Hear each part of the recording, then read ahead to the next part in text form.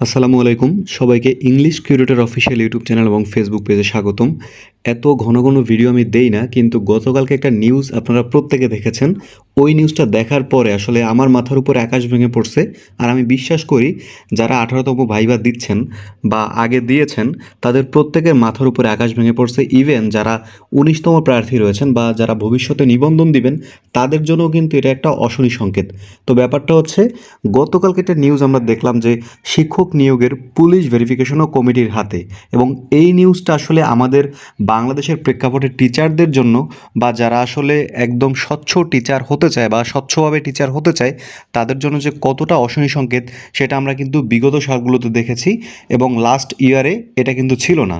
এখন নতুন করে আবার ইনক্লুশন করার একটা পায়তারা চলতেছে এবং এইটা যদি চলে বা এই যে নিউজটা যদি আপনি একটু ভালোভাবে পড়েন, নিউজটা হচ্ছে দৈনিক শিক্ষা .com থেকে। এটার লিঙ্ক আমি ডেসক্রিপশনে দিয়ে দিব।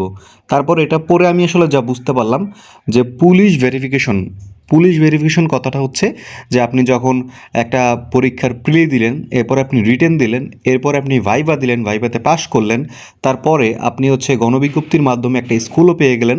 এরপরে আপনার ওই স্কুলটায় ঢুকতে হলে পুলিশ ভেরিফিকেশনের যে সিস্টেমটা ওইটা টোটালি হতে যাচ্ছে আপনার কমিটির হাতে। মানে ধরেন আপনি বরিশালে থাকেন, আপনি হচ্ছে ঢাকার মধ্যে একটা স্কুল পেলেন, বা আপনি ঢাকায় থাকেন আপনি বরিশালের মধ্যে একটা স্কুল পেলেন। ওই স্কুলে যখন আপনি জয়েন করবেন বা যখন আপনি এখানে জয়েন দিতে যাবেন, তখন আপনাকে জয়েন দিতে গেলে কমিটির পারমিশন লাগবে বা কমিটি আপনাকে ক্লিয়ারেন্স দিবে। এখন ব্যাপারটা বুঝেন যে আপনি থাকেন ঢাকায়, আপনি ছোটোকাল থেকে বড় হয়েছেন ঢাকায়, বাট আপনি সামহাউ আপনার হচ্ছে মার্কের উপরে ডিপেন্ড করে আপনি বরিশাল বা ঢাকার বাইরে একটা স্কুল আপনি পেয়ে গেলেন।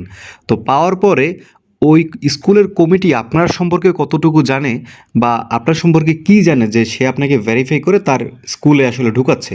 তো এই টোটাল ব্যাপারটা হচ্ছে একদম মানে ওপেনে আসলে বলা যায় যে এই যে তারা যে স্মারকলিপিটা দিচ্ছে এটা কিন্তু সরাসরি মানে ঘুষের যে ব্যাপারটা সেটা কিন্তু তারা ওপেন করে দিয়েছে, যেটা সাধারণত মতেও ছিল না।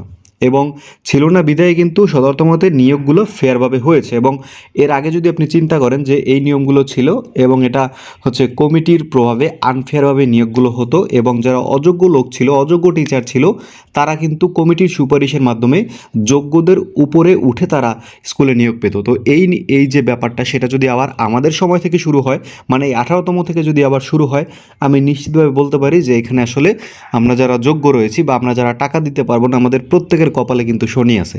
তো এই ব্যাপারটা আপনারা প্রত্যেকে একটু রিমাইন্ড করে নেন। তো এটার জন্য আমাদের আসলে কী করণীয় সেটাও বলবো আজকের এই ভিডিওতে। কিন্তু এই যে আসলে এই স্মারকলিপিটা দেয়া বা এই যে ব্যাপারগুলো আসলে নতুন করে চালু করে এটার পিছনে আসলে কাদের হাত রয়েছে বা কেন এটা করতেছে, বাংলাদেশের শিক্ষা ব্যবস্থা তো এমনিতেই ভঙ্গুর অবস্থা। আমরা যেটা আসলে দেখতে পেলাম যে 17তমতে শুধুমাত্র ভ্যালিড এবং যোগ্য প্রার্থী নিয়োগ হয়েছে। এবং আমরা এটা বিশ্বাস করি, কারণ হচ্ছে 17তমতে আমি আমার আশেপাশে যে ভাই ব্রাদারকে দেখেছি তারা প্রত্যেকে আসলে যোগ্য, প্রত্যেকে মেরিটেরিয়াস, প্রত্যেকে তাদের বিষয়ে পারদর্শী। কিন্তু এর আগে যে টিচারগুলো আমি দেখেছি হাই স্কুলে বিশেষ করে, তারা মানে নিজেদের সাবজেক্টের উপরে কোনো জ্ঞান নাই এবং তারা স্কুলে গিয়ে কী পড়াচ্ছে আপনি ওইটা নিজে বুঝতেও পারবেন না। তো এরকম যখন একটু শিক্ষা ব্যবস্থাকে আসলে এগিয়ে নিয়ে যাওয়ার একটা পায়তারা চলতেছিল, ঠিক সেই সময়ে আবার যদি এই যে ভেরিফিকেশনের ব্যাপারটা যদি কমিটির হাতে চলে আসে, আপনারা প্রত্যেকে জানেন যে কমিটির হাতে আসলে মিনিমাম 5 থেকে 6 লাখ টাকা ঘুষ দেওয়া লাগবে বা তার বেশিও দেওয়া লাগতে পারে। এবং আপনি যদি এটা না দিতে চান বা না দিতে পারেন, তাহলে আপনি কখনোই ওই স্কুলে পদ ফাঁকা থাকা সত্ত্বেও নিয়োগ পাবেন না। তো এই ব্যাপারটা কিন্তু খুবই সেন্সিটিভ একটা ব্যাপার, যেটা আমরা এত কষ্ট করে আমরা নতুন একটা সিলেবাস, নতুন একটা কারিকুলামে পরীক্ষা দিলাম এবং এরপর আমরা রিটেন দিলাম, ভাইবা দিলাম, এবং আল্লাহর রহমতে যদি ভাইবাটা ভালো হয় এবং আমরা যদি গণবিজ্ঞপ্তির মাধ্যমে স্কুলটা পেয়ে যাই এবং আমরা যদি স্কুলে ঢুকতে চাই, তাহলে ওইখানে দেখা যাবে যে কমিটির ভেরিফিকেশন লাগবে। দেখা গেছে কমিটি আপনার হচ্ছে 10 পাসও করে নাই বা কমিটি ইন্টার পাসও করে নাই, তার থেকে আপনার সার্টিফাই হওয়া লাগবে এবং তাকে আপনি টাকা দিয়ে তারপরে আপনার ওইখানে ঢুকতে হবে। তো এটা টোটালি একটা ইললিগাল ব্যাপার, টোটালি আনফেয়ার একটা ব্যাপার। তো আমাদের এটার প্রত্যেকের এটার বিরুদ্ধে রুখে দাঁড়াতে হবে। আমাদের প্রধান কাজ কি সেটা আমি একটু দেখাই দিতেছি আপনাদেরকে। সো আপনারা প্রত্যেকে এখানে একটা ছবি দেখতে পাচ্ছেন। এই যে নিচে যে মেইলগুলো রয়েছে এগুলো আমি আমার ডেসক্রিপশনে দিয়ে দিব সুন্দরভাবে।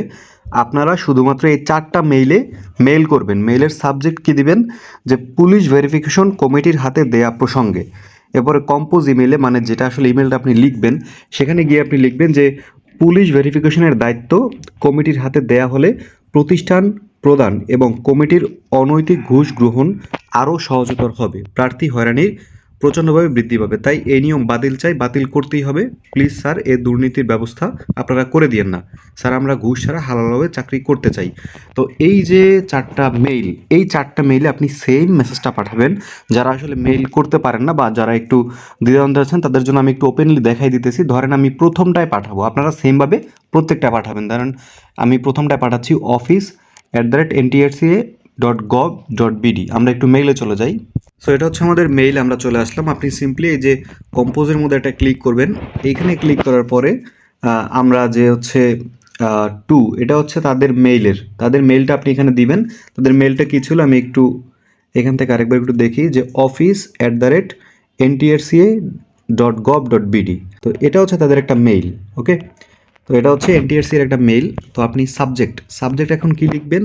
সাবজেক্টে এই যে এখানে যেটা দেয়া রয়েছে, এই যে এটা পুলিশ ভেরিফিকেশন কমিটিতে দেওয়া প্রসঙ্গে, এরপরে কম্পোজ ইমেইলে আপনি এই লেখাটা লিখে দিবেন। তো এই ছবিটা আপনি একটু স্ক্রিনশট দিয়ে নেন এখান থেকেই। আমি এটা তো আর হচ্ছে ডেসক্রিপশনে দিতে পারবো না, আমি মেইলগুলো ডেসক্রিপশনে লিখে দিব। আপনি জাস্ট এই ছবির স্ক্রিনশট দিয়ে লেখাগুলো আপনি লিখবেন। ধরেন আপনি সাবজেক্টে লিখবেন এই যে পুলিশ ভেরিফিকেশন কমিটিতে দেওয়া প্রসঙ্গে, এটা আপনি লিখবেন সাবজেক্টে। আর কম্পোজ ইমেইলে নিচে যে লেখাটুকু আছে, এই যে বাকি লেখাটুকু, এটা আপনি কম্পোজ ইমেইলে লিখে দিবেন। লিখে দেওয়ার পরে আপনি সিম্পলি এই সেন্ডে ক্লিক করলে এটা চলে যাবে। তো সেমভাবে আপনি প্রত্যেকটা কাজ এভাবে করে নেবেন। প্রত্যেকটা এই যে ধরেন 4টা মেইলে আপনি সেমভাবে পাঠিয়ে দিবেন। আর হচ্ছে আমাদের 18তম থেকে খুব শীঘ্রই একটা স্মারকলিপি যাবে, এবং যদি এটা আসলে বন্ধ না করা হয় বা যদি এই যে নতুন নিয়মটা যে তারা করে যাচ্ছে কমিটির হাতে, এটা যদি বন্ধ না করা হয়, তাহলে কিন্তু আমরা প্রত্যেকে আন্দোলনে শরিক হব। কারণ হচ্ছে এই ব্যাপারটা কিন্তু টোটালি আমাদের সাথে ঘটলে আমরা যারা অসচ্ছল রয়েছি বা যারা আসলে টাকা দিয়ে চাকরি নিতে চাই না, তারা কেউই কিন্তু এই যে আমরা স্বচ্ছভাবে যে চাকরিটা নেওয়ার চিন্তা করতেছি, কেউই কিন্তু চাকরিটা আর পাবো না। সো অবশ্যই আমাদের প্রত্যেকের নিজ নিজ অবস্থান থেকে যখন আসলে আন্দোলনের ডাক দেওয়া হবে, আমাদের উপস্থিত থাকতে হবে। আর একটা স্মারকলিপি আমি একটু আপনাদেরকে দেখাই। তো এটা হচ্ছে স্মারকলিপির সেই ছবিটা, যেখানে বিষয়টা দেওয়া হয়েছে যে দ্রুত ষষ্ঠ গণবিজ্ঞপ্তির মাধ্যমে 18তম নিবন্ধন প্রত্যাশীদের নিয়োগ এবং কোনো অবৈধ নিয়োগ বিশেষ গণবিজ্ঞপ্তি না দেওয়ার বিশেষ আহ্বান। এটা মূলত করা হয়েছিল যে 17তম যারা ওইখানে গিয়ে চেষ্টা করতেছিল বিশেষ গণবিজ্ঞপ্তি দিবে, সেটা তাদের জন্য। কিন্তু এরই মধ্যে পরের দিনই আবার এই যে কমিটির ব্যাপারটা চলে আসে, এবং সেটা এখানে তারা ইনক্লুড করে দিয়েছে। দেখতে পাচ্ছেন, ভেরিফিকেশনের দায়িত্ব ম্যানেজিং কমিটিকে দিয়ে হয়রানি করা যাবে না। তো এই বিষয়গুলো কিন্তু এখানে লেখা রয়েছে। আপনি চাইলে এটা একটা স্ক্রিনশট দিয়ে নিতে পারেন, নিজে একটু দেখতে পারেন পরে। তো এটা স্মারকলিপিটা জমা দেওয়া হবে 6 তারিখ, মানে হচ্ছে আজকে 6 তারিখ। সো আজকেই কিন্তু এটা জমা দেওয়া হবে, এবং এর পরবর্তীতে যদি তারা কোনো ডিসিশন না নেয় বা যদি কমিটির সিদ্ধান্ত থেকে তারা সরে না আসে, তাহলে অবশ্যই কিন্তু যখন এনটিআরসিএ হচ্ছে আমাদের যে পূর্ণ যে দাবি এনটিআরসি এর কাছে, সেই আন্দোলনে যদি ডাক দেওয়া হয়, এবং অবশ্যই ডাক দেওয়া হবে, কারণ হচ্ছে আমরা 18তম নিবন্ধন প্রার্থী রয়েছি, এবং যারা সামনে নিবন্ধন দিবে তাদের জন্যও কিন্তু এটা একটা সেন্সিটিভ ইস্যু। সো প্রত্যেকে আমরা নিজ নিজ অবস্থান থেকে আন্দোলনে যোগদান করবো ইনশাআল্লাহ। ধন্যবাদ সবাইকে ভিডিওটি দেখার জন্য। আশা করছি নতুন এসে থাকলে চ্যানেলটিকে সাবস্ক্রাইব করে রাখবেন।